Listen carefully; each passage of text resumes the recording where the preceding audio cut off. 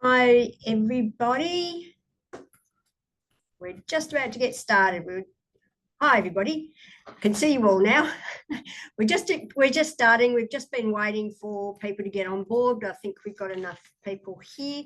Thank you for joining us for the 2025 Emerging Issues.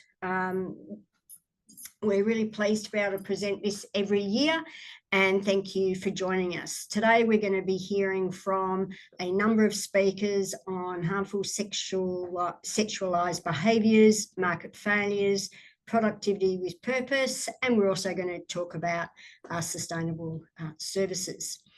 As we start, I'd like, first off, I should say who I am. I'm Rachel Seward. I'm the Deputy CEO of WACOSS, and we'll be facilitating the first part of our session, and Chris Toomey will facilitate our panel discussion.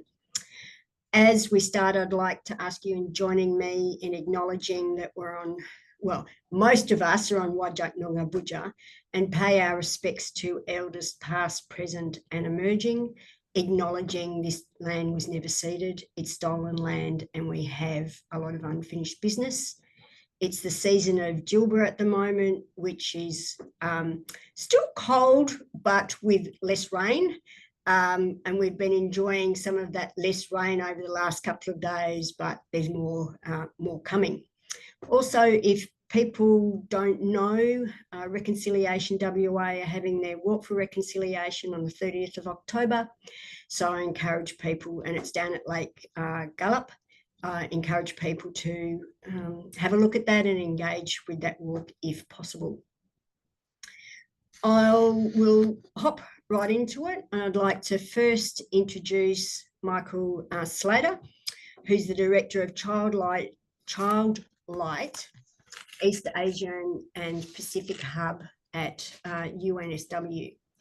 Professor Slater is as I've just said, is the Director of Child Light UNSW, the Australasia Hub of Child Light, the Global Child Safety Institute, which undertakes research for impact on child sexual abuse and exploitation. Child Light UNSW is based in the School of Social Sciences at UNSW, where Professor Slater conducts national and international research on child sexual exploitation, gender-based violence and complex trauma. And Michael, I will hand over to you. Thanks so much, Rachel. Thanks, WACOSS, for the invitation, and thanks everyone for coming along. I'm dialing in from Bidjigal land here on the New South Wales coast and extending my respects to all First Nations people that are here with us today. I'm going to be talking about a child protection priority that I think is increasingly on our radar, and hopefully that's come up for you. Yep, no one's complaining. I'm getting some nods. Very good. We're going to be talking about harmful sexual behaviour, so particularly looking at children and young people who engage in sexually problematic or harmful behaviour, the link to child sexual abuse, and thinking through prevention from a public health point of view. And so when we talk about a public health approach to child sexual abuse, it's acknowledging that often our response to child sexual abuse is quite reactive, sort of waiting for the harm to take place. We're then responding to perpetrators once they've offended, often not in a particularly coordinated way, where we're sort of thinking long-term about the best outcomes for the community, and similarly responding to victims in quite an ad hoc way. And generally what we find is that the response to child sexual abuse is quite under-resourced as well. So those of us working in this space really struggling to get the funding to deliver the kinds of services that we know need to be delivered into this space. Recently in Australia, we've seen the release of the results of the Australian Child Maltreatment Study. So this is a really fantastic large-scale study of about 8,000 Australians to look at the prevalence of different types of victimisation in childhood.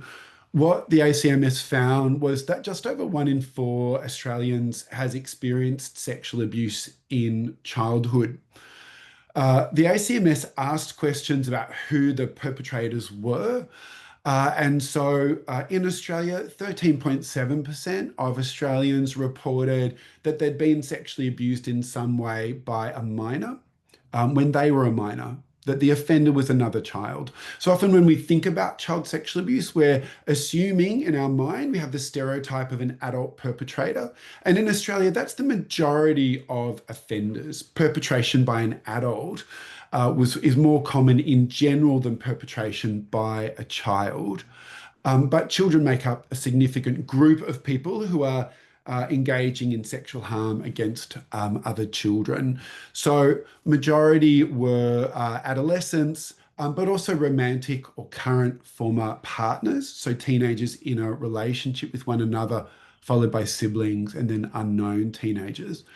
Perpetration by an adult, the largest category of offender overall is a parent or a caregiver in the home, which I think is very important information for us, followed by other known adults, then unknown adults, and 2% of Australians, so 1 in 50, report sexual abuse by someone in an institutional or a child-focused role. A really important caveat on this data is it does not include online victimization. So the ACMS has reported online child sexual abuse separately to this data. Now, there's a whole set of reasons for that, including that in online offending against children, children actually often don't know who the perpetrator is. Sometimes they do, sometimes they don't. Sometimes they think they know who the perpetrator is, but actually the perpetrator is obscuring their behavior. So we're not going to focus too much on online offending for the moment. What I'm showing you now is the ACMS grouped Australians into generations. So you've got the 45 plus, you've got people between 25 and 44, and people aged 16 to 24 at the time that they answered the questions, at the time they filled out the survey. And what we find is that over time, there's been a significant reduction in Australia of contact offending by adults against children. This is in line with broader child protection data that we've observed in Australia and in other high-income countries.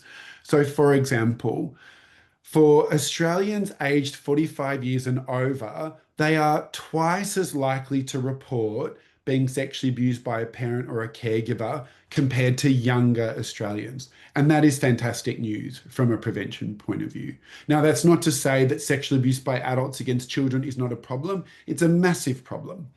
But the good news is over the last 50 years, the efforts that we've made around public awareness raising and law reform and child protection and social norms, we're seeing a reduction. You can see that in the blue columns there, a reduction in sexual abuse by parents or caregivers, a reduction in abuse by other known adults, and also quite a significant reduction in sexual abuse in an institutional setting as well. So I think that's great news from a prevention point of view.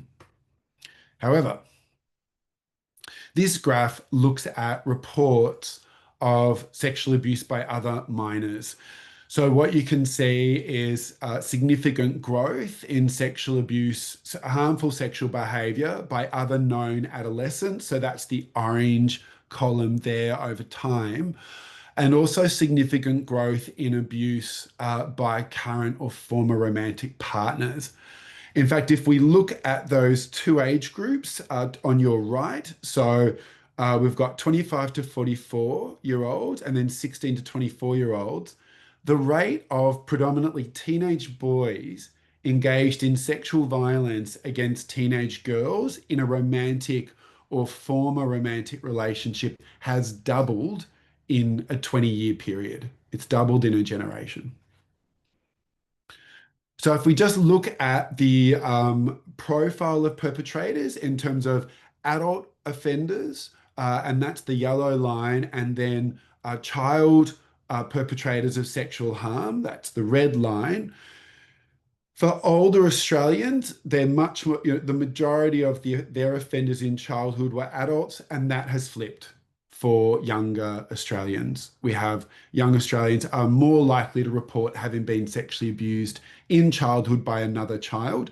Now, again, important caveat, this does not include online perpetration, and we've seen a massive increase in online offending, both by children but also by adults. So again, I just want to put that caveat there, but nonetheless, there is a clear indication of a significant issue around young people engaged in sexually harmful behaviour. So, what do we mean when we talk about sexually harmful behaviour?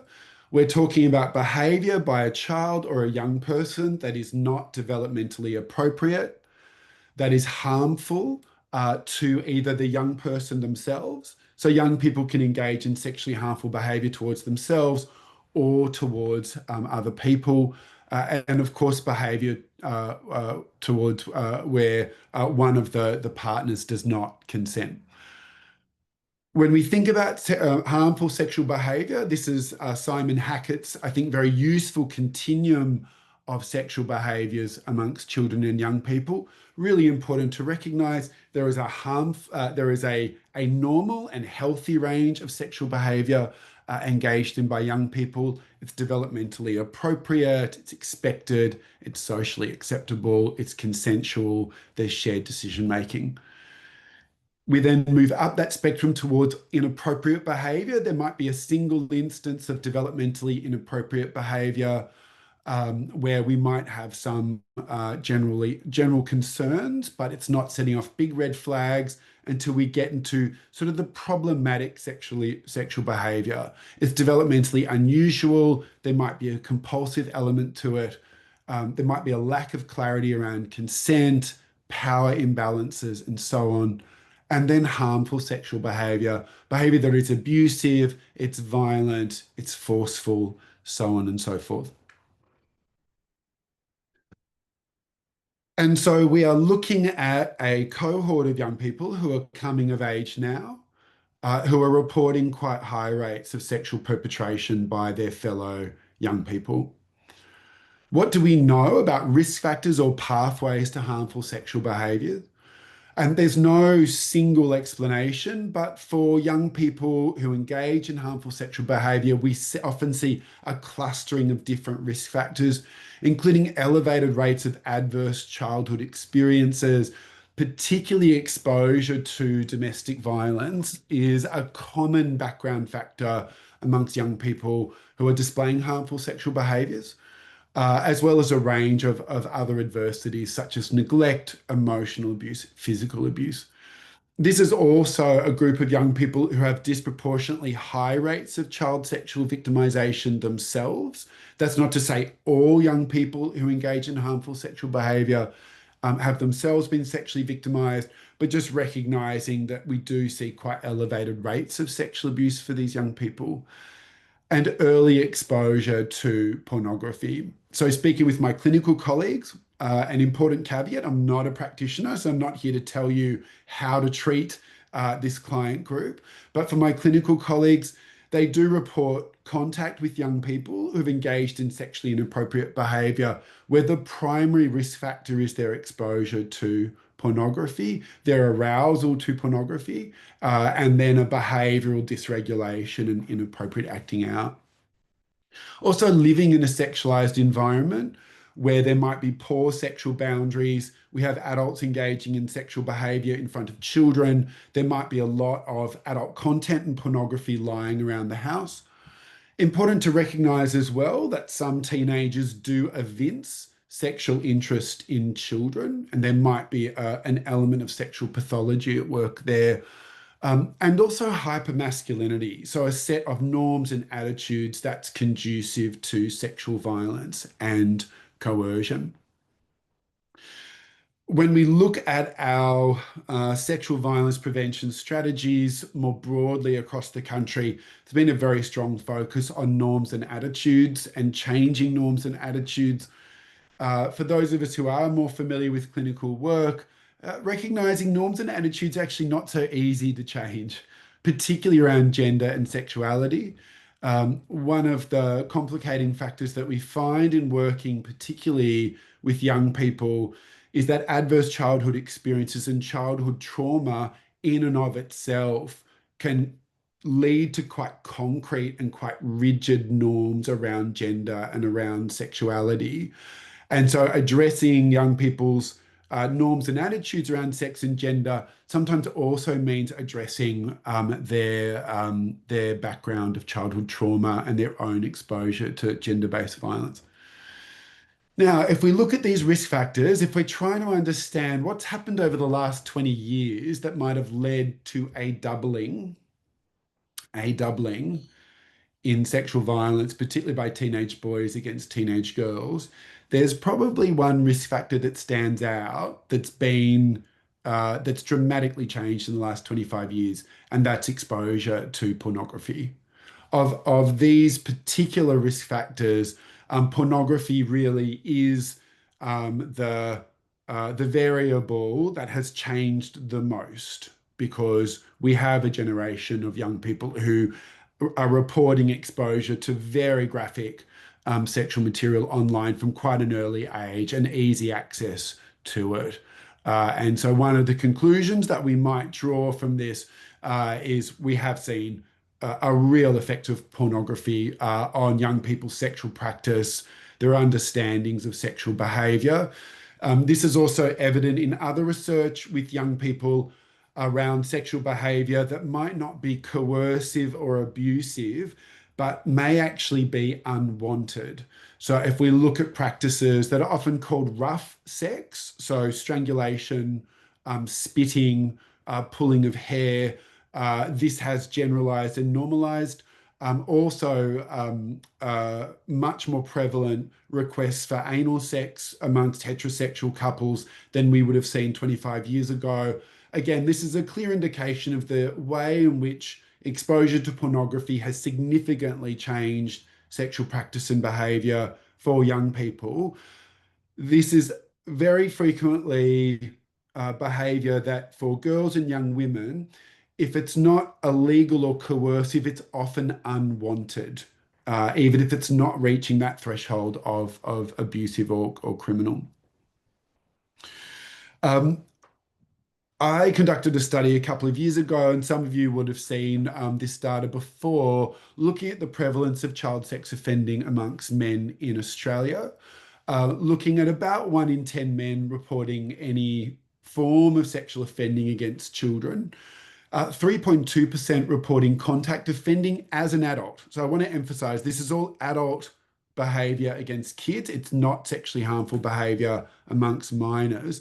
But then we see about 7.5% of Australian men reporting some form of online offending against kids. So this is also really pointing to the role of the online environment in facilitating harmful and illegal behavior compared to the face-to-face environment, where actually the risk of illegal or harmful behavior is much higher and the likelihood of being caught is much higher, whereas online has just become so conducive. It's important to emphasize as well that early intervention with young people with harmful sexual behavior is very effective. It's very effective. It's not to say that we don't see a continuum of people engaged in harmful sexual behavior from childhood into adulthood. We do. But just recognizing that that early intervention piece has proven to be quite effective for this population.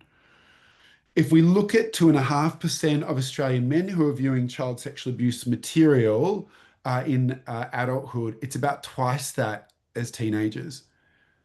We had 4.2% of men in our study reported that they started looking at child sexual abuse material when they themselves were children. So that's starting to point to that spectrum of harmful sexual behavior. In some instances, I think that adults just would be very shocked by, which is about 1 in 25 Australian men view child pornography as kids. Michael, can I jump in and give a 2-minute warning? Yes, you sure can. What I want to point to in our data is that when we looked at risk factors for sexual offending in adulthood, we also see some clear parallels with risk factors for for harmful sexual behaviors. So one of which was adverse childhood experiences. Men who commit offenses against kids when they're adults themselves were much more likely to report high rates of adverse childhood experiences. This is also a risk factor for harmful sexual behavior. And what we also see for adult men who commit sexual offences against children is much more frequent pornography consumption. But we also see their consumption of pornography is different. They're much more likely to be consuming extreme pornography, violent pornography, or animal pornography. So I'm just pointing to this data because it's showing clear similarities between the risk factors for harmful sexual behavior as kids and sexual offending once people are over the age of 18. So what does this mean? So just from a prevention point of view, there is an important intergenerational effect to child safeguarding. If we reduce adverse childhood experiences now, we also reduce adverse childhood experiences in the future because we are shrinking the pool of people who pose a risk to children. So that question of child safeguarding, very important. There is an attitudinal issue here. We need to address attitudes to gender, and that includes addressing attitudes to child sexual abuse. I think we assume that everybody agrees that child sexual abuse is wrong, but actually in our data, we are seeing hypermasculinity as a link to offending against children, both amongst children, but amongst adults. I was very pleased this week to see the e-safety commissioner register the industry code around age verification for pornography. We need to stop children seeing pornography. It is bad for them, and it is increasing rates of sexual violence amongst children and indeed amongst adults. And content regulation of pornography. It's not just a matter of inhibiting kids' access to pornography, but we need to think about the availability of extreme pornography, violent pornography, pornography that has child abuse and coercive themes. Early intervention. So we've seen important investments in Australia over the last 10 years into services for harmful sexual behaviour, but also bolstering clinical and therapeutic support for traumatised children and their families, recognising that dose-responsive relationship that I showed you between risk to children and rates of adverse childhood experiences. I think we need to have better conversations with boys and men about excessive pornography consumption. So not just is porn good or bad, but are you looking at pornography for hours every day? Are you looking at porn for 2 or 3 or 4 hours a day? What type of pornography are you looking at? And what constitutes healthy and unhealthy porn? And then services for people who are concerned about their sexual interest in children and sexual behaviour in children. Noting this month, finally, the Australian government finalised the tender for a national service for people, an anonymous service for people who are concerned that they pose a risk to children. It's taken a long time to get that service stood up in Australia, but we finally got there. So a lot of information, a lot of data. I will stop there. Thank you. We have time for a question, and then I'll see after that. Has anybody got a question for Michael? Use your hand, the hand function. Chris. Yeah, hi, Michael. You were one of the things that stood out was that you said that the early intervention programs for young men were very effective. What do those programs look like, and what can anyone who is concerned about some young person they know do to find the right support for them? So there's different models of intervention for young people, both boys and girls, and we do have a cohort of girls that show harmful sexual behaviours as well, that have been very well evaluated to show a reduction in any risk posed into the future. So I'd encourage people to go and take a look. Certainly the Children and Young People Forensic Service at Griffith University has just released a really promising evaluation showing, again, significant reduction in any risk posed amongst young people that went through the program. So there's a number of models out there. But what's really nice to see from us in this space is the earlier that we can intervene, the better.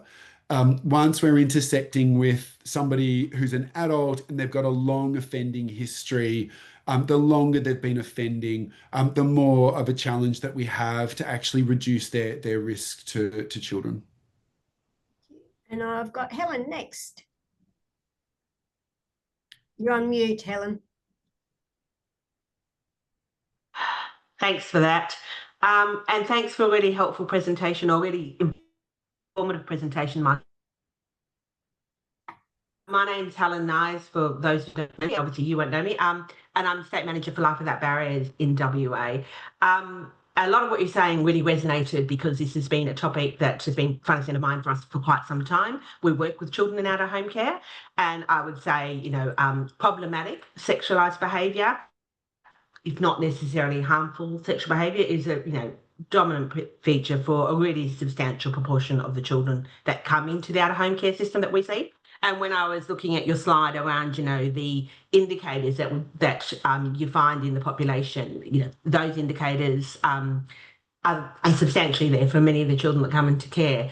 So it just makes me think, in terms of a particular, you know, subpopulation where you would have to speculate the likelihood or the potential is higher than the broader population, that it's kind of right for early intervention. And but I don't know that anybody's particularly doing it with that cohort of children.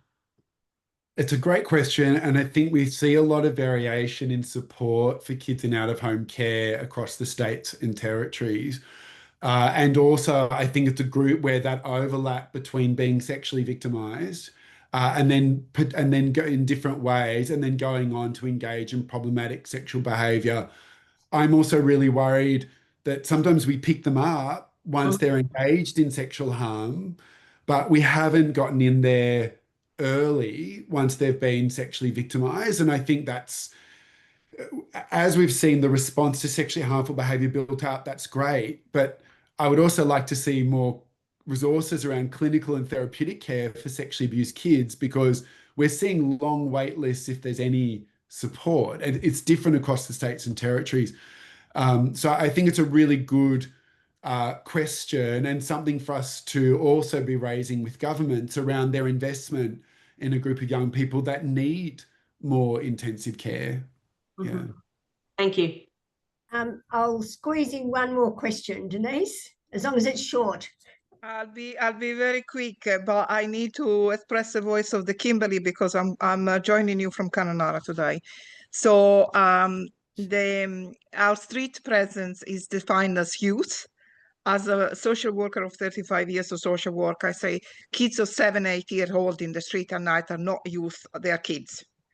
So we have got a population of street present children at the moment in Kananara getting younger and younger by the year. So you can understand the exposure to sexually inappropriate material, inappropriate experience, and lack of safety around. It will really foster the ideal, what I call the yogurt fermentation ideal environment, where the bacteria will ferment. So and the data about reporting of sexual abuse experience is so vague, I think, because most of these kids end up in juvenile justice. So again, the victimizations that become victim and become lack of safety around does concern me a tremendous amount. And as I say, the children here in the street at night are not 14 anymore. They are 7, they're 8, they're 9-year-old. Thank you very much. And I mean, one of my frustrations in this area is, I think, just the lack of, from my point of view, the lack of responsiveness often of government to sexual risk and sexual harm, and the way that it changes and it can shift over a period of time.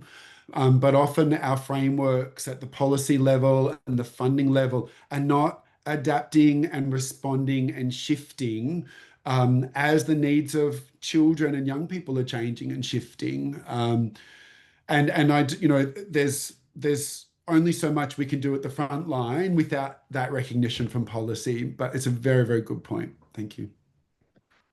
Thank you so much, Michael. Really appreciate your time, and we'll be hearing again from Michael, and you'll have another opportunity during our panel discussion, folks, if you do have a burning question. I'd now like to introduce our next speaker, David Gilchrist, who I'm sure is no stranger to most of our participants. But for those of you that don't know, David is the director of UWA Centre for Public Value. He has worked in and around the human service sector for over 30 years, and he's held executive roles and consulted to and been part of the governance team of various charitable human service organisations, including disability services, aged care and child protection. He's taught at the London School of Economics and Portsmouth University in the UK, Curtin University and Edith Cowan University here in Australia. I sort of think he needs no introduction, so I'm going to just hand straight over to you, David. Thank you very much, Rachel. I really appreciate the opportunity, WACOSS too, to be able to present today with a group of really interesting topics and impressive work that's being done across so many aspects of what the sector does. My discussion today is obviously in relation to market failures, but particularly I want to do two things, I guess. One is I want to talk about market failures and our erroneous use, in my view, of market terminology in the context of human services delivery. And secondly, to make some comments about how we might move forward. So hopefully,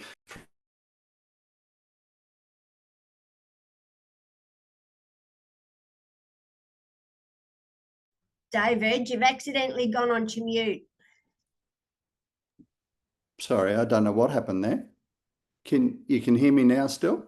Yeah, we can Yes. now. Yes. Yeah. Right. Should I start again? Sorry. We heard most of what you had to say, I think. Okay. Well, look, I'll move on then, because I know economics is not always the most popular topic to be discussing. But as I say, I've got two objectives. One is to talk about why using market terminology and market ideas to frame resourcing in the human services sector is a bad idea. And secondly, to talk about what we might do better going forward, and particularly how we might help to ensure that the sector and the system is actually delivering what it needs to deliver for the good of the communities in which we operate.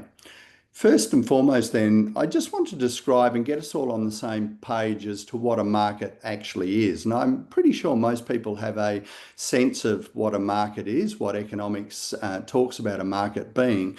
But I think it's important that we also have an appreciation of some key attributes of markets that demonstrate, in my mind, the lack of congruity between market ideas and the human services sector itself. So the first element that's important to remember, of course, is that markets are about demand and supply. And everyone would have heard that term and possibly even discussed that term. What does it mean? It means that we use in a market economic system the idea of applying demand and supply, which means we try to meet the demanded products in the market by the suppliers. And when we achieve financial efficiency or economic efficiency, it means that our demand and supply equate. This drives pricing, it drives a whole raft of different things, as I'm sure people are generally aware. But importantly, markets are also financial resource allocation decision processes for individuals, for companies, for everyone that's participating in that particular market. In other words, they're making decisions about where to use their resources and how to apply those resources. That means that markets are also in a discovery process. By discovery process, I mean that we use markets and market experience to decide what we might do, what we might invest in, and who we might, more importantly, buy from. In other words, markets require people to be hurt or to misapply their funding or to do other things to gain that experience and then to make different decisions next time around.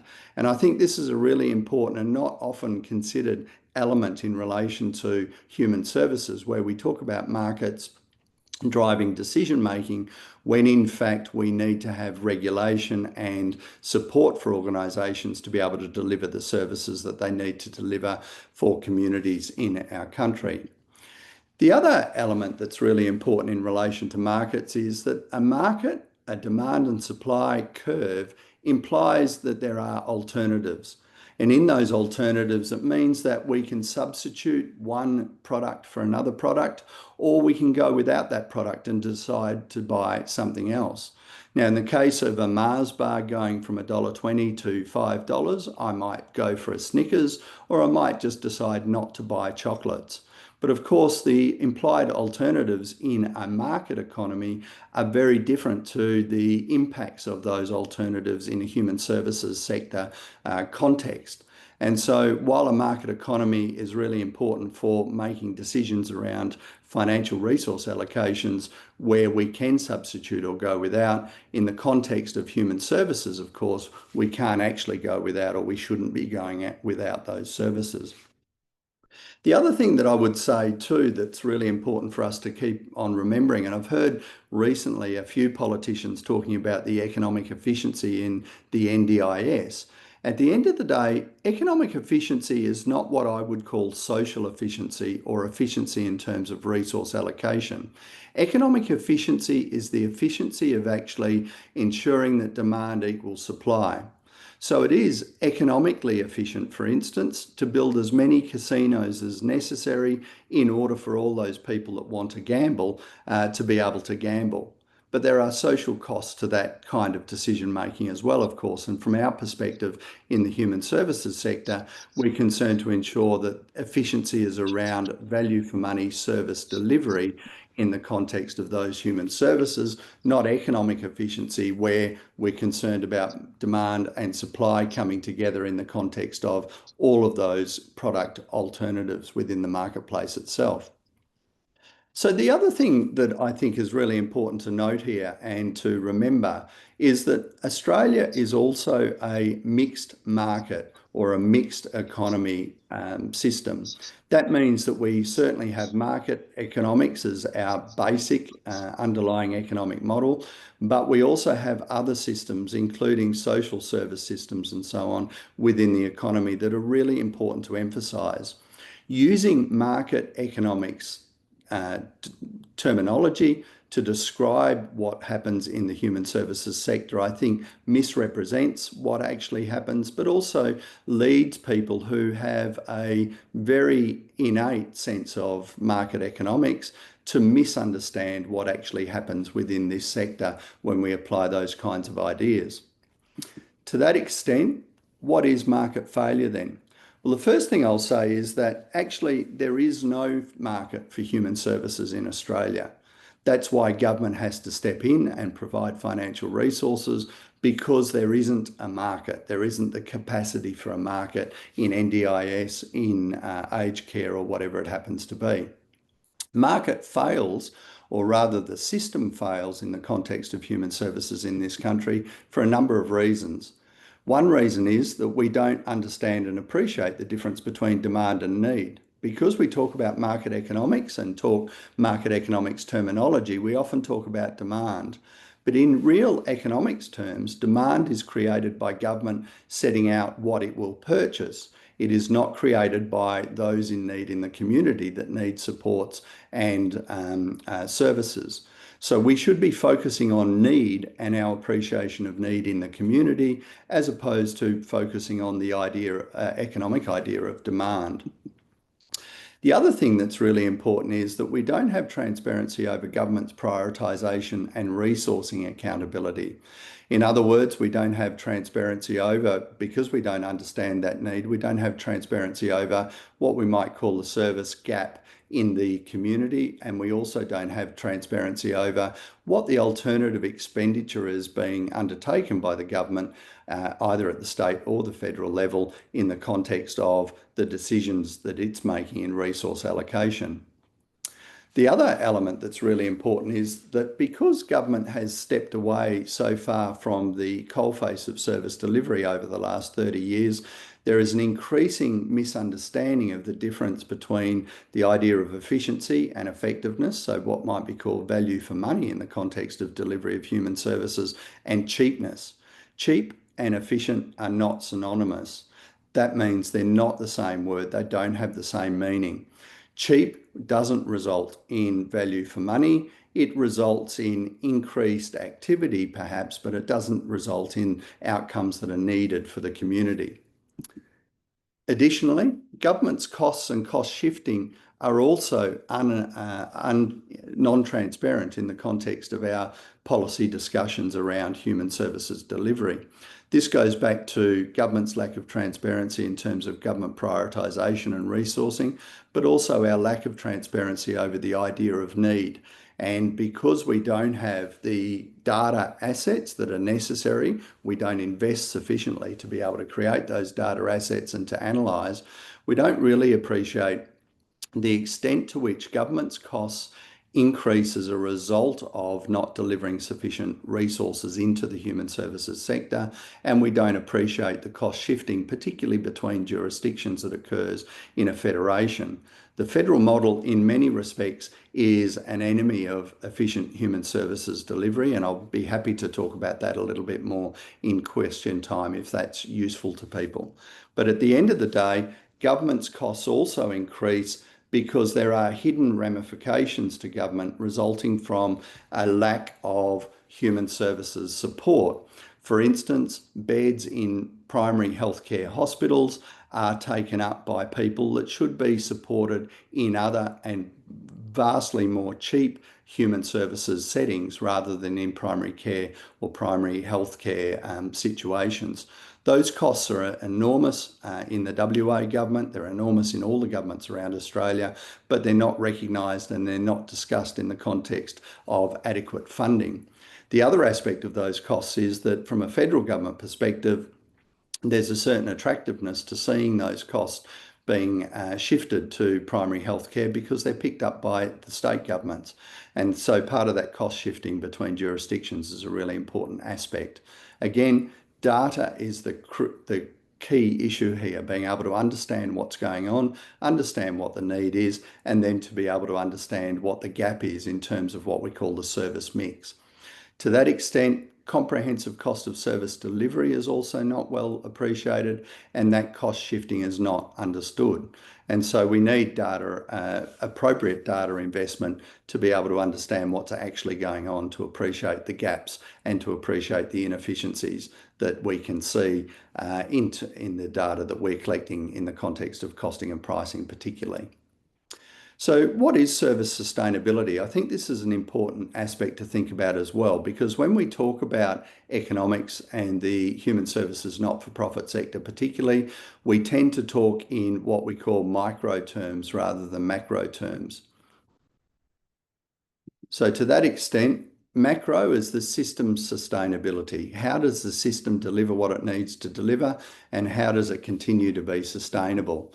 Micro is about organisational survivorship, which I'm sure from everyone's perspective meeting today, organisational survivorship is absolutely critical. But the kinds of economic discussions that we have around this process and the lack of data mean that we often focus on organisational survivorship and focus less on macro system sustainability, which we think is an absolutely critical aspect of economic efficiency, value for money, and also, most importantly, the human outcomes in relation to funding effectively for this sector.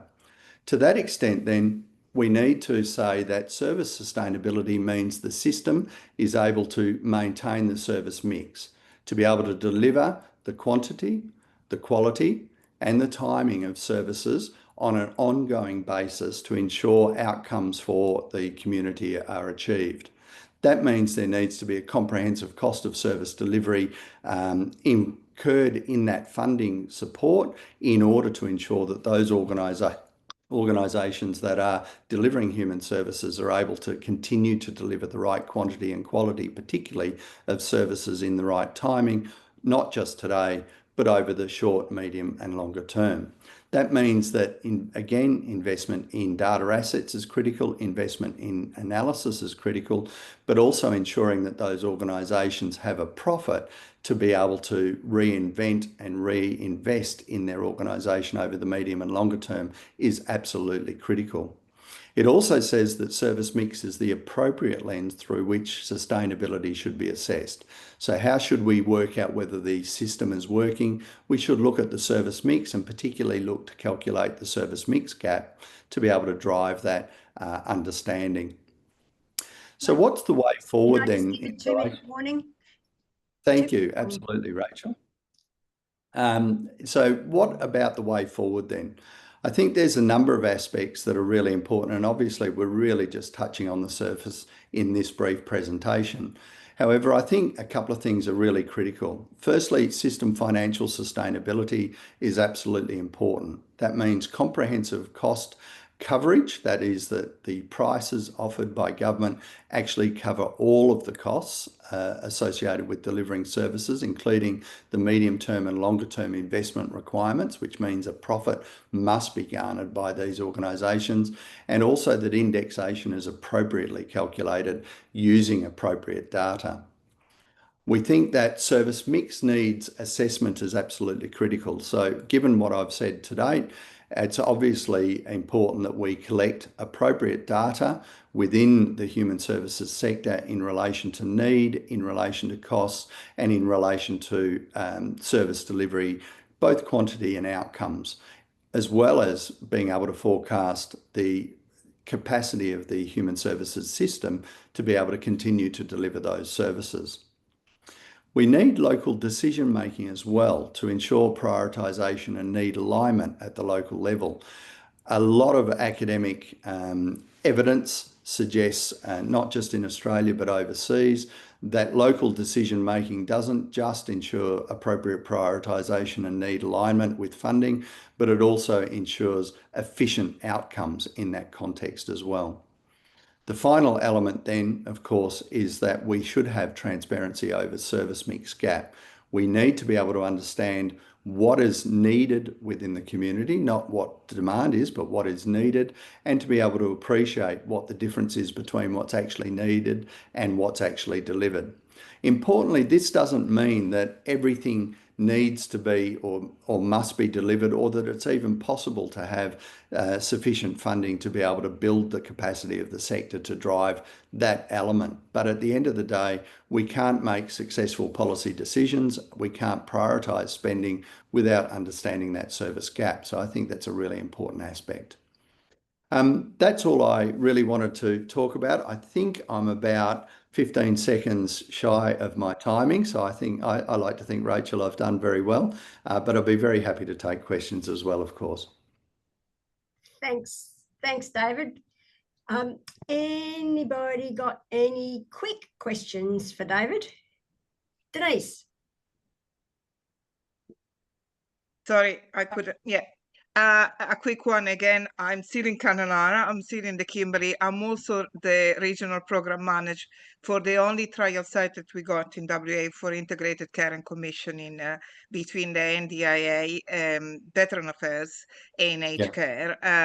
I previously worked myself for the NDS anyway, so I've been around this particular field for probably the best part of 10 years. So, David, I will unshamefully say that I will hit you probably. I will reach out directly to you because, as you know, the Kimberley is another basket again. And yes, so demand against quality against quantity against distribution in the territory is another very interesting concept, I think.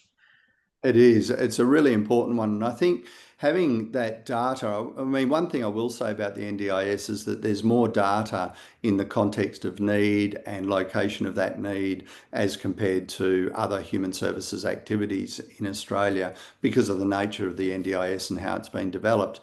But we don't really use that data effectively, and it's very difficult to get hold of, as I'm sure you're aware. For instance, underutilisation in the NDIS has been tracking around 20 to 30% annually for 10 years, which is quite an incredible outcome in the context of service mix. So we know how many people are there. Figuratively, they've got money in their pocket, but there's not capacity to deliver services.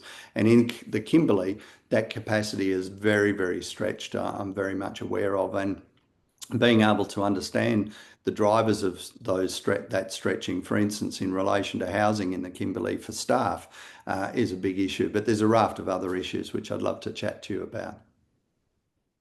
Thank you. And of course, notwithstanding that maybe the participants don't even know that they got a need that have been recognized in the underutilization, because where is the agency? The choice, where is the choice and control? In which choice and which control? But it's another philosophy here we're not talking about here.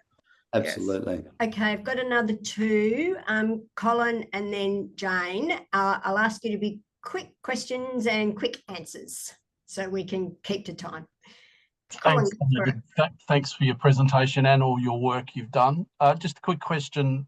I mean, one of the issues we all face is the fact that market ideas are so embedded in the bureaucracy, in the thinking of the bureaucracy, in the practical decisions that governments make.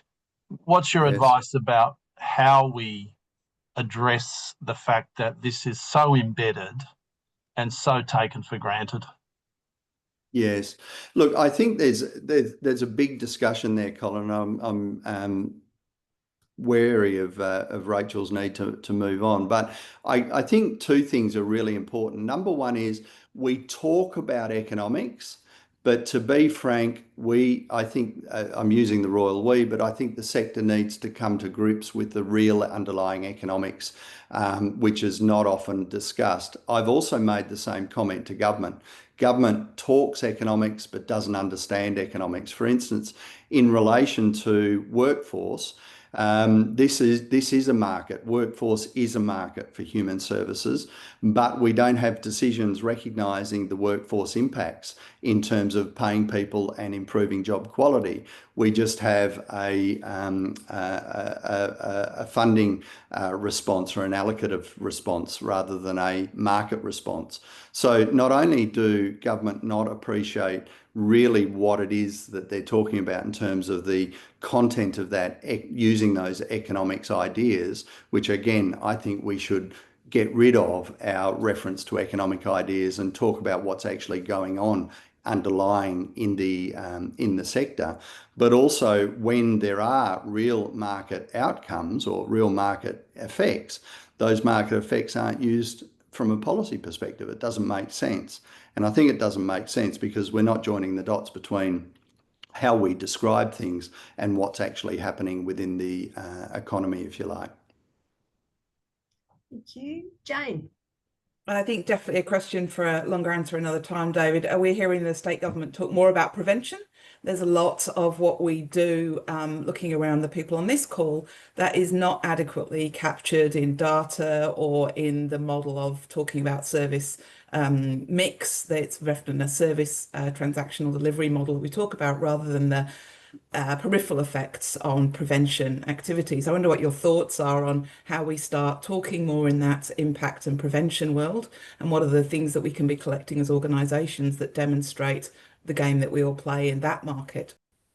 Yes, look, I think that's an absolutely important and critical element. In fact, we've just completed a report which will come out shortly looking at the economic impact of sexual abuse, for instance, sexual violence rather, in the community. And I think at the end of the day, we all intellectually are aware of the importance of prevention and how to move forward on that.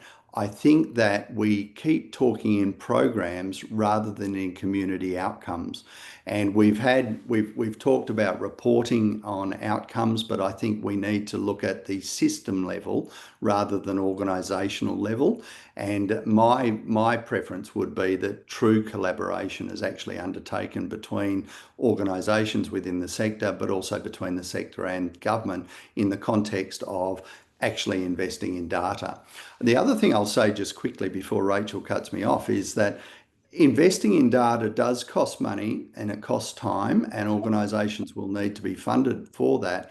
But the investment is much more valuable than stumbling around, so to speak, and just responding to the next crisis that comes along. But yes, I think there's a long discussion in relation to this issue.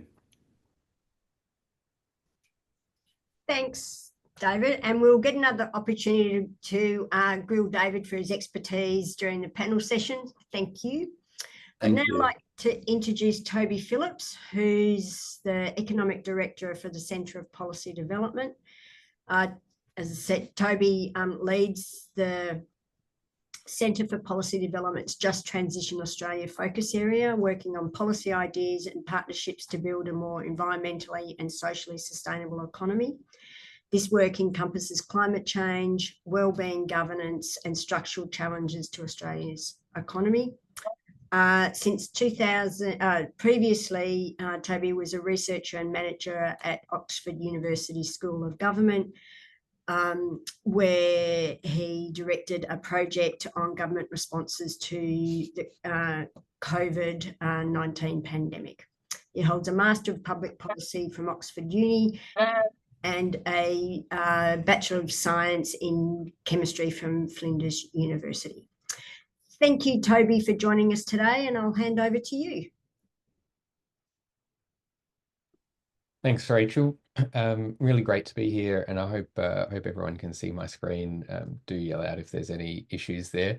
I'm coming to you all today from Wurundjeri land here in Melbourne, and as Rachel mentioned, my name's Toby, and I'm the Economic Director at the Centre for Policy Development.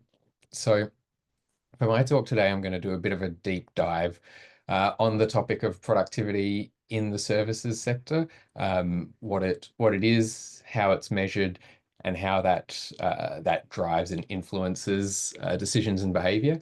And this I think flows on very well from David's presentation, so that's a good setup for me.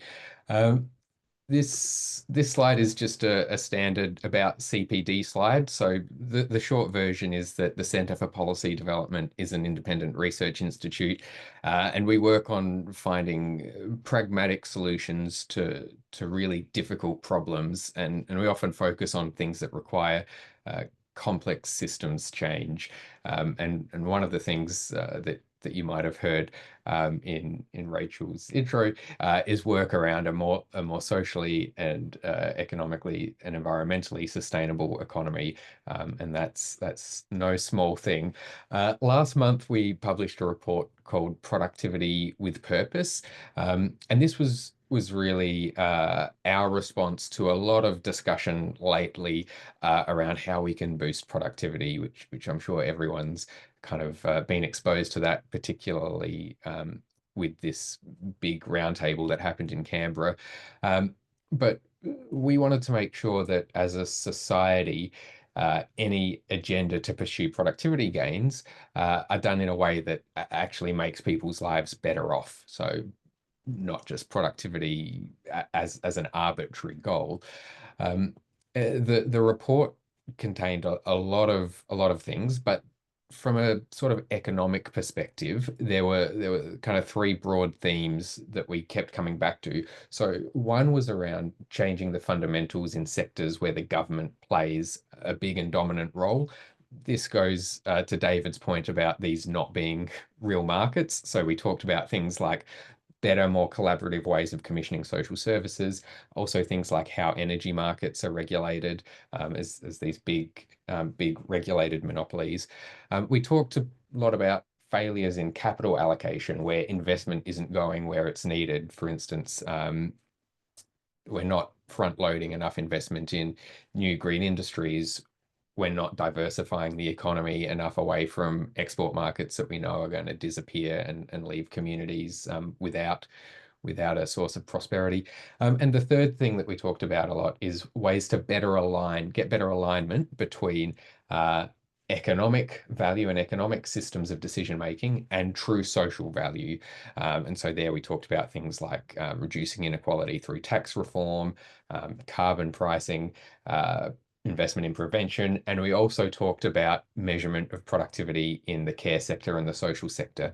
And it's that last thing that I'm going to sort of dive in deep with for my next 10 minutes or so of this presentation.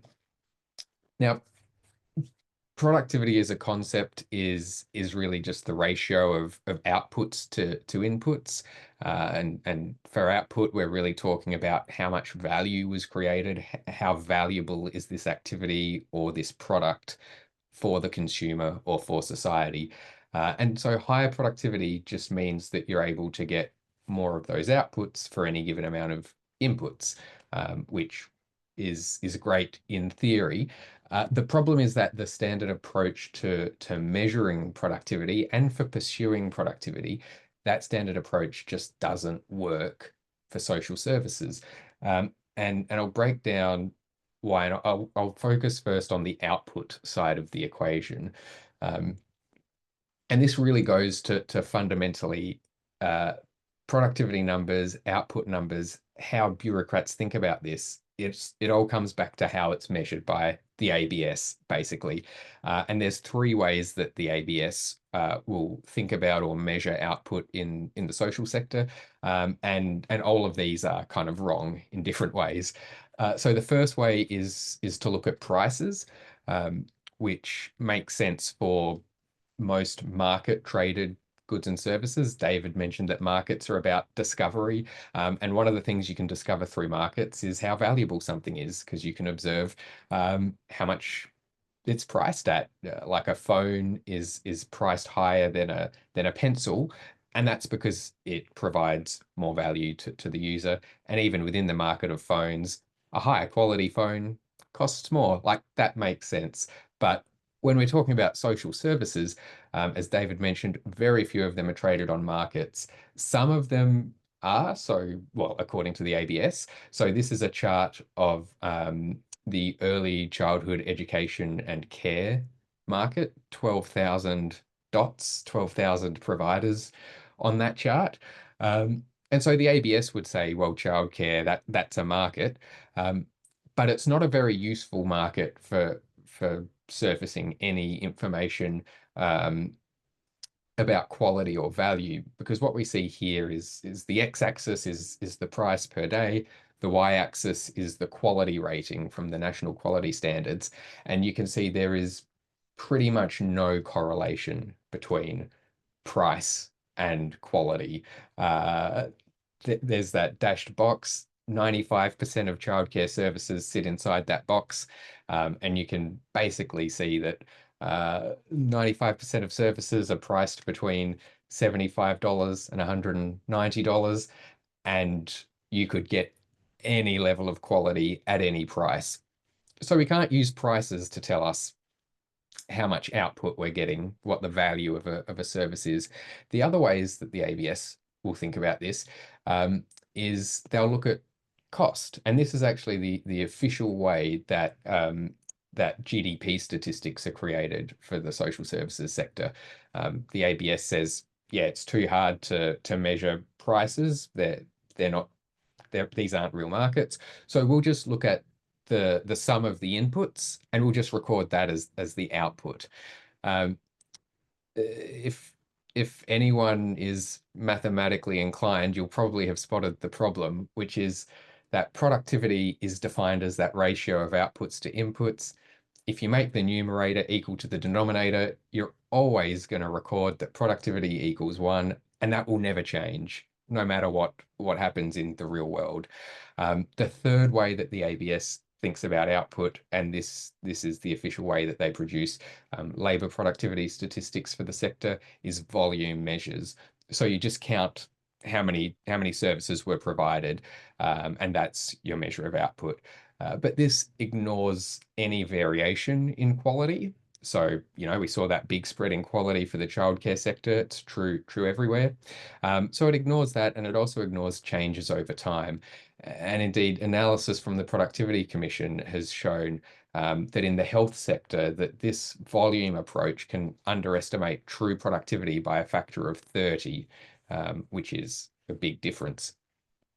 Now, this is everything I've been talking about is all pretty abstract and in the realm of how the ABS produces their statistics, but I do want to stress that it has quite significant real world implications in the systems of how decisions are made. Again, echoing David's points, it leads to this focus on cost and volume rather than on quality, on need, and on outcomes. And it means that the social planners of our economy, which is what you would refer to them, what economists would refer to them, basically the treasury bureaucrats and the budget setters, and the people that are trying to optimize resource allocation across the economy, they're really like they're driving without a map or without a GPS, because they don't have useful measures or any sort of visibility of how much value is created and how valuable a whole swathe of the economy is. So in terms of what to do about it, we recommend a few things in our report, but certainly the biggest one is quite simple, which is to say that productivity statistics and output statistics should be adjusted to reflect differences in quality and differences in outcomes. And that's something that theoretically is quite possible. It's already done for a lot of regular goods and services. So the classic example is every year new phones and new computers come out with better specs and they're faster, but they're still sold at the same price. The ABS actually adjusts for those quality improvements. So even though there's no change in prices, the ABS will still report that sector's getting more productive. So they don't just measure volume, they don't just measure prices, they do actually adjust for quality for some sectors. We're saying they should do that as well for the social sector. The dot points on the slide give a couple of examples where people have done this to show it's possible. So the Productivity Commission looked at health outcomes in the health sector, and they found that productivity was growing at 3% when you accounted for health outcomes, whereas when you only use the volume measures, growth was only at 0.1%. So that's 30 times difference. Queensland Treasury looked at their school sector and adjusted for education outcomes and found that it actually went from being a decrease, negative productivity, to being positive, which is, shifting that sign from a negative to a plus is a massive difference. So at CPD, we've certainly been advocating for changes that integrate outcomes and quality into these measures, but also want to stress there are other things that can be done as well too. We also talk about the value of moving to needs-based funding. If governments have systems that primarily focus on needs and quality rather than volume and cost, then we will intrinsically be getting better alignment between how we measure value economically and how we actually achieve value and experience it in the real world socially.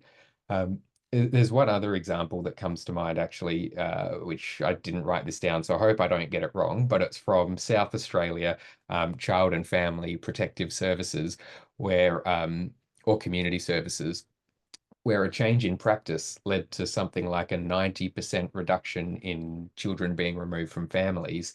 And if you think about the way that service would be measured and reported in sort of those volume terms, nothing has changed. There's still the same number of caseworkers meeting the same number of families, but a 90% reduction is a massive improvement in outcomes.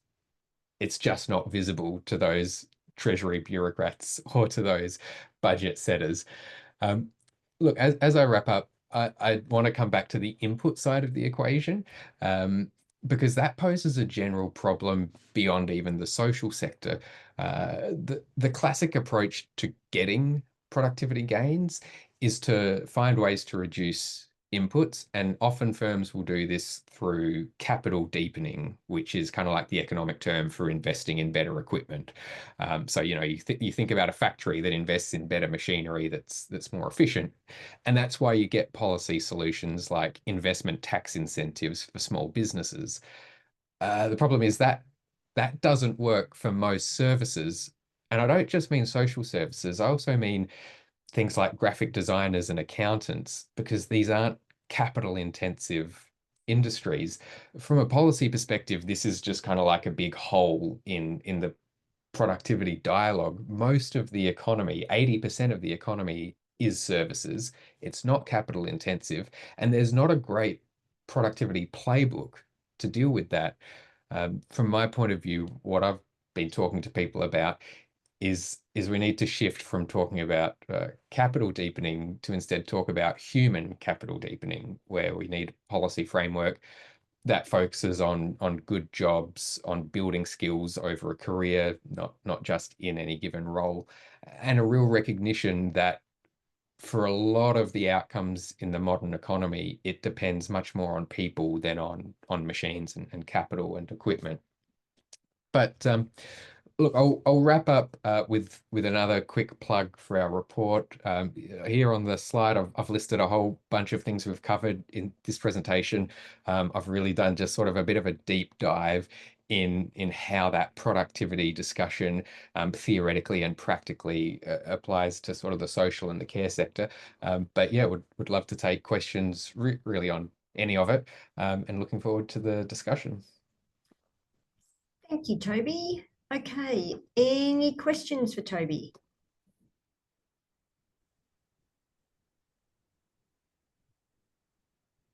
Chris? Yeah, hi, Toby. Thanks for that. One of the things I noticed on your last slide there that you listed was around prevention, and I noted that another thing that you'd done recently was a report around avoided costs. I was wondering if you could talk about how that idea of prevention or early intervention and, reducing the long-term costs of crisis services can really be shown as a measure of the productivity and the effectiveness of quality services. Yeah, definitely. And so this is one where we've been doing quite a bit of work on.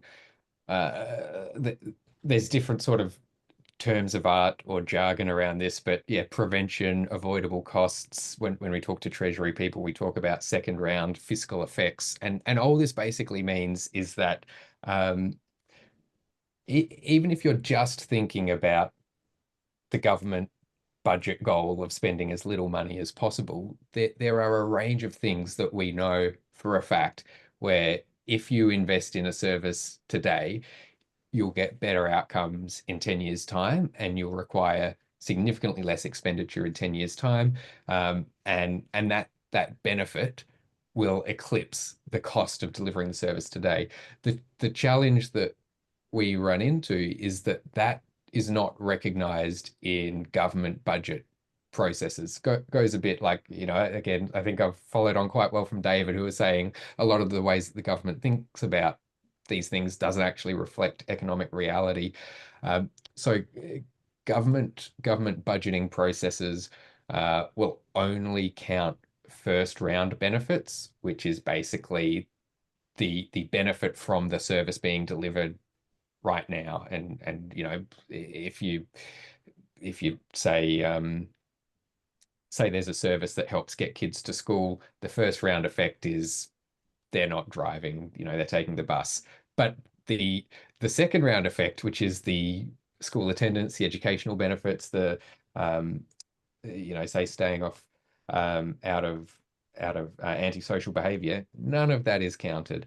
So we've been doing a lot of work, particularly with here in Victoria and also with the Commonwealth, at ways to understand these benefits and use that to build the business case for investment in prevention and avoidable costs. I'd say some of the governments are starting to think quite seriously about this, which is really encouraging. But it's still a challenge when something is not just socially a good idea, but it is fiscally a good idea. It will save the government money, and yet the systems of how the governments tally that up just don't recognize those benefits. David? Look, I was just going to make one comment, if that's okay. Toby, really fantastic presentation, and I think a really prescient presentation as well. Economists have been talking about the issue of productivity for some time now, but particularly looking at human services.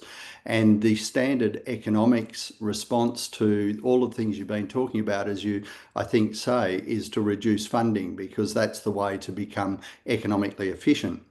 In other words, running a casino is economically efficient.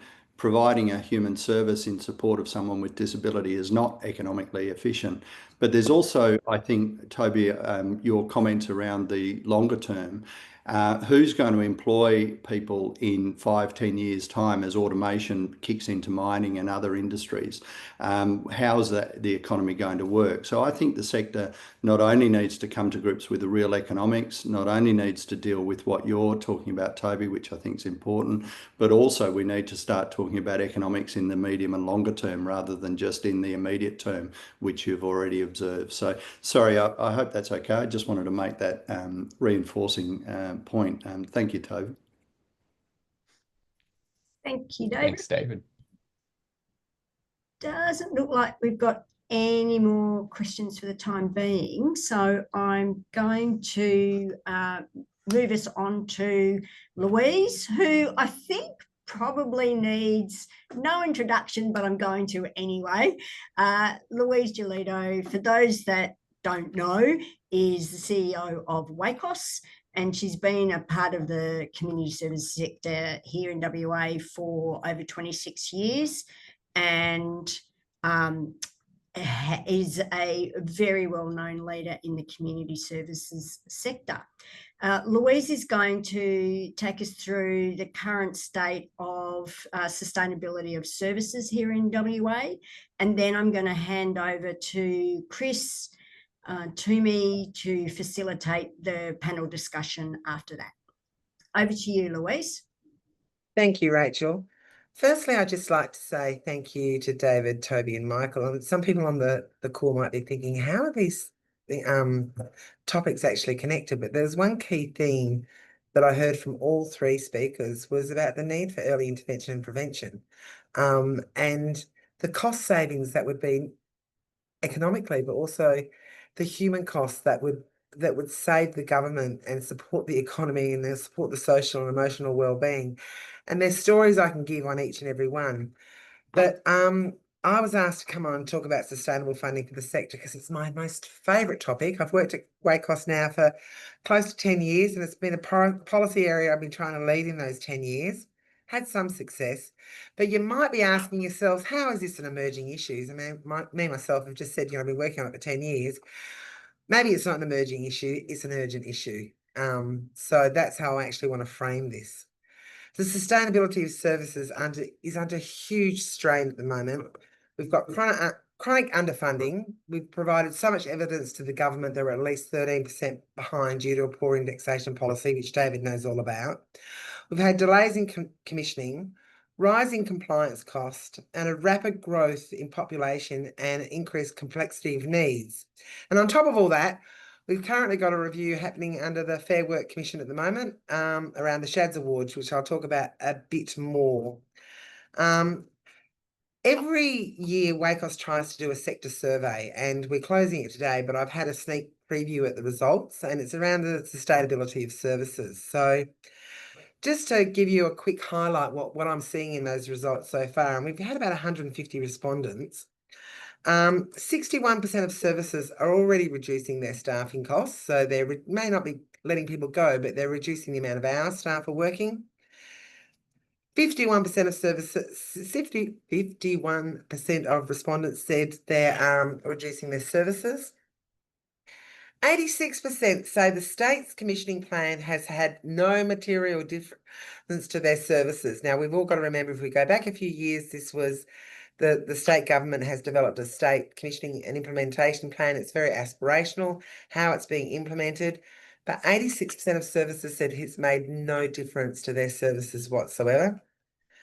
72% are subsidising their government contracts, so to ensure that they're not cutting services, cutting staff, and they're doing that from surplus funds, which is really concerning because that in itself is not sustainable once we start chewing into our surplus funds. Others are using philanthropic activities or other fundraising activities. And I know we've had a person speak from Kununurra, and we were there a few weeks ago, but delivering community services in regional and remote WA is not just harder, it's more expensive, more complex, and much more precarious than it is in Perth. The challenges are systematic. They are being compounded by underfunding, commissioning delays, and everything else I've said. Regional providers are being hardest hit, with some withdrawing entirely from regions, and we're hearing that consistently.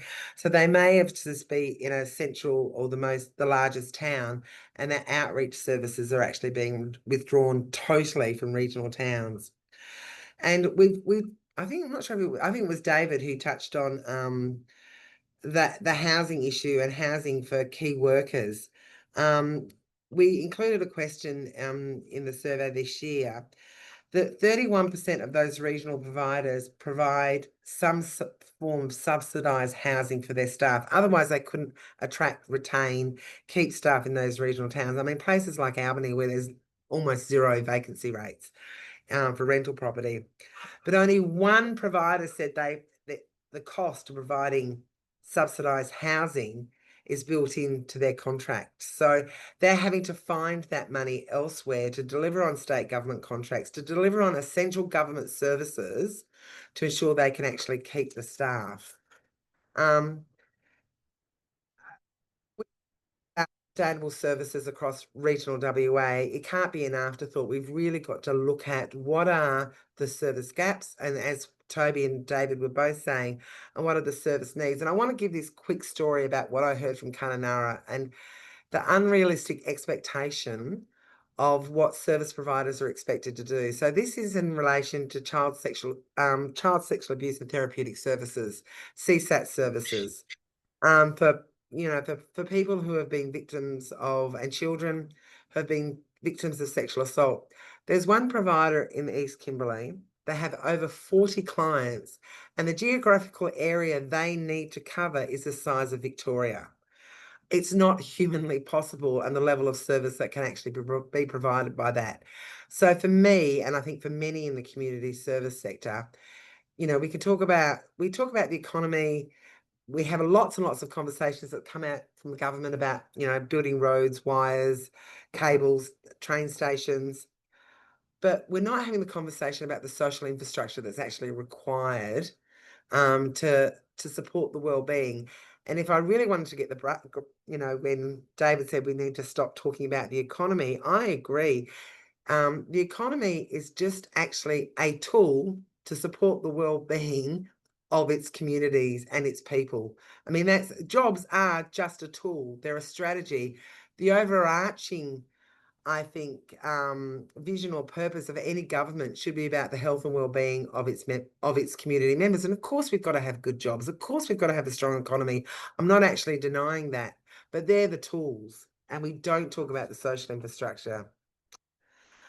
And contracts are being constantly extended without uplifts. Some are now well over a decade old. I've just 10 organisations gave me.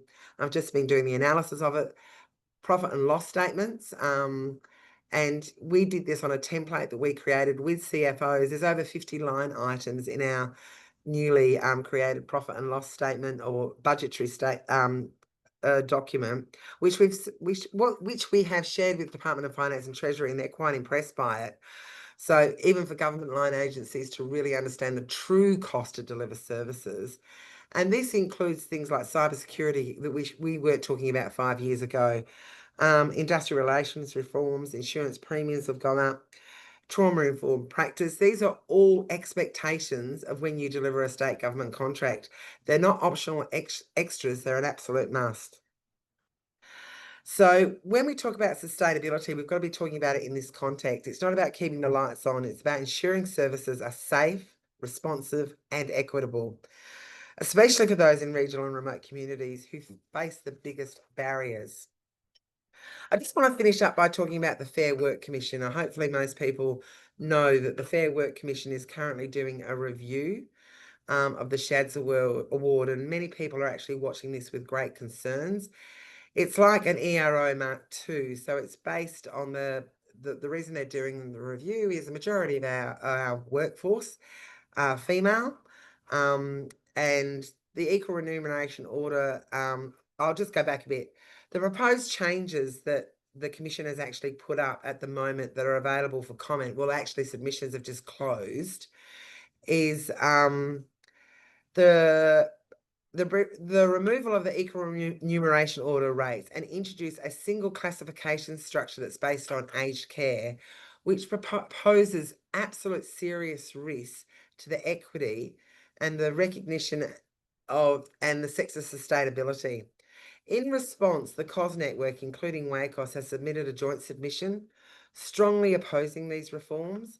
The submission highlights the potential for pay cuts, the undervaluation of the diverse roles, because when you look at the aged services award, it's mainly based on qualification. And even though the Commissioner has come out so far and said, we'll put a grandfather or grandparenting clause in that no person will be paid less, but can you imagine the nightmare in your organisation that you could bring somebody new on into your organisation and you're going to pay them less than somebody else? And how do you do pay increases, et cetera, et cetera? It's not the solution of just grandparenting current staff. And so it's got to go way beyond just recognising people's qualifications. It calls for proper recognition of lived experience, cultural knowledge, and the complexity of the community service workforce. We're putting in key recommendations about retaining the current ERO rates, rejecting the proposed parallel classification structure, and ensuring an implementation is staged and not introduced before July 2027, because this will cause another great deal of work for the community service sector. You'll need legal and industrial relations advice. So the submission's gone in, and we find it really strange that the reason this review was actually called was done due to the understanding it's a female-dominated workforce that could be underpaid, and one of the results of this could be having worse conditions for the community service sector employees, or it could result in having a scattered pay rate across the sector. So that's where it sits at the moment. So WACOSS remains committed to advocating for a fair, inclusive and sustainable workforce. As I said, the 10 years I've been here, we continue to do this, and we'll continue to keep members informed. But I do want to actually finish off with, and the team know, I'm not sure if many people, and I'm going to try and hold it up, you can't find this online. It's called Our Priorities for Government. So this is the West Australian Government's vision they have for West Australia. It got released, I think, late last week. It can't be found online. I was at a breakfast event and it was sitting on the table. So it was sitting on the table for all 500 guests, not just for me. And I picked it up and took it away. And Rachel and I have had a few meetings since. I think it's a really important document because it outlines the vision that the Cook government has for Western Australia, and the leading headlines are jobs, health and housing. And at the back of the booklet, and it's only a 5-minute read, there's additional priorities that include things like the environment and family and domestic violence and quality infrastructure. But I'm really hanging on this part of the vision statement, which talks about quality jobs and having a diverse industries and making more things in WA. When you look at the pictures, there's a lot of high-vis pictures, people in high-vis shirts and in manufacturing in this. But the very last dot point is what I'm going to hang my hat and hope on. And no matter where we live, in our suburbs, towns, regional centres and remote communities, for all West Australians to have access to the infrastructure and services we need. So this is a priority of the state government. Moving forward, I think as community service sector, it's, I think, inherent upon us that we keep providing them solutions of how they provide those services right across Western Australia in every remote and regional community for people when and where they need them. So I'll leave it at that, Rachel. I think we're dead on time. Thank you, Louise. That was a really nice drawing together of some the key streams we've been talking about and the priority and the essential nature of us needing to make sure that we have sustainable services. Chris, I'm going to hand over to you to facilitate the panel discussion. Thanks, Rachel. Hello, everyone. For those of you that don't know me, my name's Chris Toomey. I'm Leader of Policy and Research at WACOSS. I also work out at Curtin 2 days in Bankwest Curtin Economics Centre. My intention is to try and have as interactive a policy panel discussion as possible here. So I'll kick off the discussion with the presenters with a couple of questions, but I'll also then be looking to see who's got questions either in the chat or wants to put their hand up. Before I start, to put it in context, so the aim of our Emerging Issues Forum, it's this yearly scan that we do here as the policy team to see what are the priority issues impacting the social service sector to really provide useful insights and guidance to inform community sector leaders in their service planning and service management. And so, you know, looking at the service at that scan, the presentations we had, you know, harmful sexual behaviours, peer abuse, marketisation, sustainable services and productivity. Now, look, I wanted to jump in with a question to Michael first that kind of helps connect his discussion around harmful sexual behaviours with the discussions we're having at the moment around the productivity agenda. And so part of this is we've actually seen with the recent Productivity Commission reports, they identified early childhood education and care as a priority for enabling workforce participation. But from our point of view, when we look at the value of quality early childhood services, they're really around the future well-being and productivity of those children in the services that are happy, healthy and creative kids that could be the geniuses of the future. So I guess kind of my question there for Michael is, you know, looking at this national debate we've been having around safety and abuse and quality in early childhood education and care services, what from your point of view is the best things that we can do working with staff and services to help us keep kids safe, to help us help staff in services spot concerning behaviours and create safe environments? Thanks, Chris. I mean, I really like the connection that you've drawn, because I would really like to see child sexual abuse identified as an attack on human capability and as an attack on human capacity, because that's what it is. You know, I've just come back from a couple of days in Taiwan and speaking with a group of survivors of child sexual abuse there. And, you know, one of the things that a survivor said to me, she talked about her loss of potential. And she talked about the fact that, you know, as a kid, you know, she was getting such good grades and she wanted to go to university and she had all these things ahead of her. And that as an adult, it's been such a struggle to get back to where she felt like the pathway that she was on before she was abused. And so I think understanding child sexual abuse is a fundamental question of human development, human capacity, human potential is a really important one for us, because it then puts into, you know, it then reframes the discussion around early childcare as one that's about investment in children.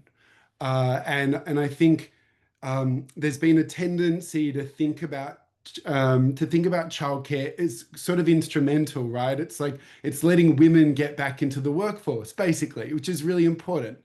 And so it's been seen as a gender equality measure around women's freedom and choice and workforce participation, and it is that. It absolutely is that. But to frame it simply in those terms means that question for the government about not just affordable childcare, not just accessible childcare, but quality childcare and safe childcare, you know, that has been, I think, the missing part of the discussion. And we're seeing the ramifications of that. We cannot have accessible, affordable childcare that doesn't involve investment in the workforce. And that's ultimately what we have to fight for, is making sure that for the childcare workforce as it expands, that people are being paid commensurate to the qualifications and expertise that they need to bring to the sector. And this shift towards for-profit providers, and there's no question that for-profit providers are overrepresented in child welfare concerns, and certainly in the child sexual abuse notifications that we're seeing across the country. In terms of the question about how do we deal with this at the coalface, I think we've seen some very good recommendations come from the Victorian Rapid Review into early childcare. It is things like, the 4 eyes principle, so making sure that we always have 2 eyes on kids.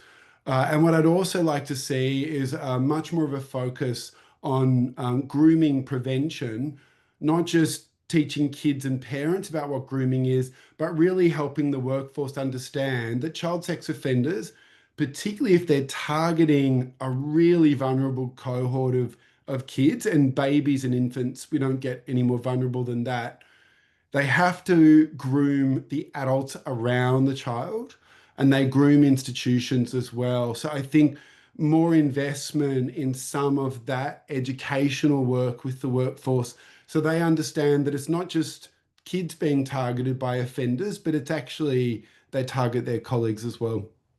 So as a follow-up question, one of the things that we've heard in response is a number of people saying, well, we should get men out of early education roles. But is there actually also an important role that having good men in early education can play as role models for the kids that have actually had adverse child experience, have experienced family violence, the opportunity to connect with someone who's actually safe and to provide a good role model? Look, I have to say, I understand that gut instinct response. I really do. And I, particularly in my work, we see the really pointy end. We see these guys on the dark web.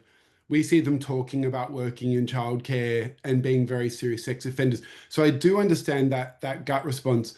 It misses the point that you're making, which is actually the benefit of having male educators working with kids.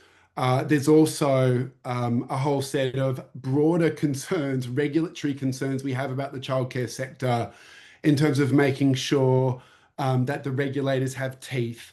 When we look at notifications of physical abuse of children, when we look at notifications around broader child maltreatment, because 95 to 98% of the workforce is women, well, actually, those notifications are around female childcare workers. So this idea that if we shunt men out of the childcare sector, then kids are going to be safe, it's just not true. There's a massive workforce investment and development and uplift task that is in front of us. And just focusing on the gender of the perpetrators of a particular category of child maltreatment in early childcare, it actually does not address all of the other child safety issues that we have. And some of those child safety issues are not about the workforce. So if we look at questions around for-profit providers, there's very good data to show that for-profit childcare providers are much more likely to build, for example, childcare centres in a very cheap area of town that's much more likely to be close to busy roads where there's a lot of pollution, for example, simply because the property is cheaper, but actually the air quality for kids is worse. So I have to say, I do understand the gut instinct because I have to see the worst of the worst stuff. But it's important to kind of put that to one side, situate what we're seeing in child sexual abuse in early childcare, which is really serious, within a much broader systemic picture, and again, hold the government to account. I think that early childcare is a critical piece of national infrastructure from a policy point of view for kids' well-being, for gender equality, but we have to have the settings. We have to have the settings right. Thanks, Michael. Look, sticking on early childcare, there's a good segue here over to you, David, and also Toby. So, Michael was talking then about some of the risks that we've seen with the focus, that the marketisation and the growth model that we've had in early childhood services has been around, all of the growth in the last decade has been in for-profit services. And this has led to, childcare deserts and a pile of these challenges. What, from your point of view, is the best way to actually kind of tackle this challenge? We're looking going forward, we're going to need many more centres, a bigger workforce to actually move in this transition to universal early education and care. What should our growth model be, David, if we're actually wanting to get quality and we're wanting to get the best outcomes? Look, I think there's some principles. It's a big discussion and an important discussion. I think, firstly, the service gap is critical. So service mix, understanding of service mix is absolutely critical to then understand the service gap, and also to take a longer term economic view, not a short term economic view, which is prevalent. I think the other aspect that's really important is that talking in economics terms has led us to this position where not-for-profit organisations are in a position where for-profit organisations pick the cherries out of the funding pie. Not for-profit organisations make all of the economics allocative decisions that we expect them to make. So I think there's a real need too for understanding what the service mix impacts are of using for-profit organisations to do things. The final point that I would say is I think we need to come to grips with what the investment in regulation and understanding should be around this sector. We talk about a sector that is very undercapitalised in the context of regulation and infrastructure development. And we see, for instance, a number of not-for-profit childcare centres that are actually staffing their centres more substantially than what the regulators require. And I think there's some rationale for that in the context of the service and the risks and so on. But we don't really appreciate the relative smallness of the investment in these regulatory processes as compared to the allocation of funds elsewhere. So I think a long-term economic view is critical, not a short-term economic view. Toby, I'm interested in your thoughts as well. So one of the recent announcements we've seen is this nationwide $1 billion Building Early Education Fund. Do we think is that addressing one of the barriers that we have for not-for-profit services simply not being able to access the capital, or what other issues do you think are at play here, Toby? Yeah, and I should also say a bit of a shout out to my colleagues at CPD. We have a team that's been doing a heck of a lot of work on the early childcare system, and indeed advocating for this sort of universal guarantee of a system. I think from my perspective, there's still an unanswered question as to how the service is delivered, and I think a lot of economists and a lot of people in government that think they're sort of applying good economic policy would look at the childcare sector and say, well, it operates as a market, they set their prices, and if we want to improve quality, we just have to, to dial up the quality, you just have to dial up how much of a market it is. Like, you just expose the providers to more of a market, and then they will be more incentivized to deliver a good quality service. As I said in my presentation, Michael made the point about the for-profit providers and the quality they offer. There's actually no correlation between price and quality and profit and quality. And so there's a challenge there, because at the moment, if all the policy involves is increasing subsidies to families, but it doesn't actually change how the market operates, how the commissioning operates, it's not going to have any impact on the quality and the value of the service. So we at CPD have recommended a few things, and again, I should I do want to credit my colleagues, because I have not been driving this work in CPD, but we talk about having a flexible needs-based funding model. So really having government involved in that allocative decision. We talk about needing big investments in the workforce. Again, something Michael mentioned. And we also talked about, frankly, new ways of commissioning. So not having this sort of household voucher system where every household has a subsidy they can take to their local provider, but completely different models of commissioning. And indeed, our team's been looking into community-led and integrated models of early childhood education and care delivery, where it's integrated with other community services, and where these exist, they are some of the highest quality, most well regarded by like the regulators and by the government. It's just a shame that the system of funding childcare does nothing to encourage or support these modes of delivery. So following on from that, I know one of the other areas you've looked at has been wellbeing budgeting and the measuring what matters framework. Do you think not just purely in early childhood, but across services in general, where we're talking about getting better quality and better efficiency, do you think us being able to better identify and measure meaningful outcomes and do that consistently across services would have a big difference here?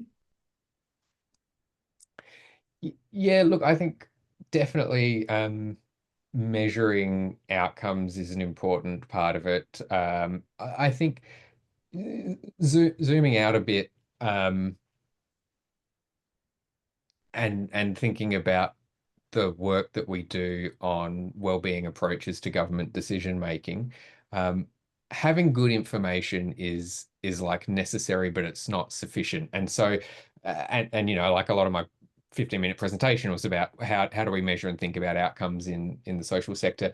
But there's like a bigger challenge for governments that really goes to the extent that their values and their goals are actually embedded into the processes by which thousands of bureaucrats make decisions. And so I think genuinely most governments want to make people's lives better, but there is so much inertia in these departments and, you know, hundreds of thousands of officials that really the process and the system always wins. And the process and the system is just not designed to consider these sorts of issues. So we talk about a lot of ways that, you know, budget settings can include the value of prevention and avoidable costs.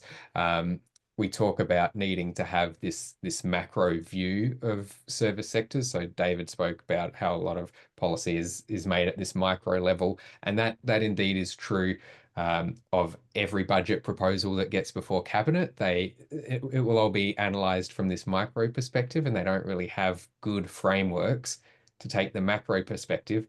The only framework they have is the fiscal one. How much does this cost to the budget? And when that's the only macro framework you have, then that drives most of your decision making. So I guess this stream of work is something where we've been really trying to identify what are the drivers in this system that leads to this divergence between what I genuinely think a lot of governments want to achieve versus what they actually end up achieving. Thanks, Toby. I can see Colin's got his hand up, and I'll go to him for a question in a sec. I just wanted to see if Louise wanted to jump in here as well. You'd been talking? No? Okay. All right. All good. Colin, what's your question? Thank you, Chris. Yeah, I guess really to all three, if they want to take it. I mean, you've all flagged the problem with for-profit corporate providers. You know, huge amounts of public money that could be invested in the non-government sector ends up in the hands of private corporations, private providers, private equity firms who own the companies. I mean, surely we've reached the time and the point, given the strong evidence about the poorer quality and the greater levels of harm that private providers cause, whether it's across ENDIS, childcare, aged care, healthcare, surely we've reached a time where we need to say one of the significant problems we need to solve is to reduce the involvement of for-profit providers in care and in human service sectors. I'd be interested in, you've all flagged the problems, but surely there comes a time when we need to say we need those private providers out of the provision of care. So I'd be interested in your thoughts about what solutions there are to this problem that I think everybody is identifying. Who wants to jump in there first? David? Yeah, look, I think there's a number of aspects to that, including, I think, the understanding, so collection of data, analysis, exactly correct to say it's not just data, it's how we use the data and turn it into information that is important, but that will show up not just where private providers might be causing harm and so on. There's plenty of, I would say, ethical private providers out there, but what impact they have on the system because they choose to do some things and not other things, because of the way they have to operate in order to gain a profit. And so they're doing what they need to do in a market economy. I'm arguing that we need to start talking about this not as a market economy, but as a social outcome challenge over the long period. So having enough data to be able to understand what the service mix should be and what the gaps are, I think, is the first element. I think the second element, and Toby's spoken to this a few times, so I hope I'm not treading on his toes, but I think it's fair to say that governments, particularly subnational governments, states and territories, talk in fiscal terms, that is in expenditure terms, not in economics terms.